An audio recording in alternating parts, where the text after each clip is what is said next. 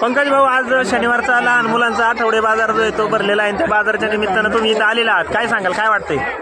अतिशय सुंदर प्रकारचा उपक्रम आपली जिल्हा परिषद शाळा नेहमीप्रमाणे सर्वप्रमाणे याही वर्षी चांगलं भरलेलं आहे. म्हणजे बाजाराच्या माध्यमातून खऱ्या अर्थानं मुलांमध्ये नवं चैतन्य निर्माण होते. खरं आपण आज पाहतो एक प्रौढ वयात आल्याच्या नंतर बऱ्याचशा मुलांना एक व्यावहारिक ज्ञानाची कमतरता भासलेली दिसते आणि मुलं या ठिकाणी अतिशय चांगल्या प्रकारचा व्यापार या ठिकाणी करत आहे. कोणी आपलं घरून बनवून आणलेलं खाद्यपदार्थ असेल, भाजीपाला असेल, इतर वस्तू असतील, एक व्यावहारिक ज्ञानाचं चांगलं माध्यम या ठिकाणी शाळेच्या माध्यमातून या ठिकाणी निर्माण होताना दिसतंय आणि मुलांमध्ये त्या निमित्तानं उत्साह या ठिकाणी भरपूर मोठ्या प्रमाणात दिसतोय. यामध्ये शाळेचे मुख्याध्यापक असतील, इतर सर्व शिक्षक मंडळी असतील, शालेय समितीचे अध्यक्ष असतील, सगळ्यांचं मनापासून या ठिकाणी मी कौतुक आणि अभिनंदन देखील करतो.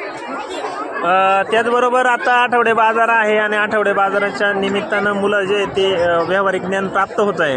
परंतु राजुरी जिल्हा परिषद शाळा जी आहे ती नाही म्हटलं तर एक वेगळ्या उंचीवरती आहे.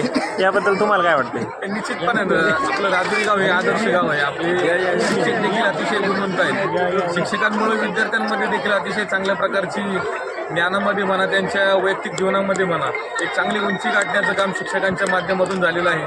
मी देखील आपल्या राजुरी गावचाच या शाळेतला विद्यार्थी असल्यानं मला देखील शिकवणारे शिक्षक आता या ठिकाणी काही दिसत आहेत. म्हणून एक शिक्षकांमध्ये दर्जा असल्यामुळे विद्यार्थ्यांमध्ये देखील चांगल्या प्रकारचा दर्जा आणि त्या माध्यमातून आपल्या शाळेचं देखील गुणवत्ता वाढावी, इमारत चांगली होईल यासाठी देखील सगळ्यांचे प्रयत्न राहिले आणि भविष्याच्या कालावधीमध्ये जो काही शाळेचे अर्धवट आणि अपूर्ण काम असतील ती देखील मी आमदार शरद सोनवणे यांच्या माध्यमातून पूर्णत्वाला नेण्याचा माझा मानस आहे.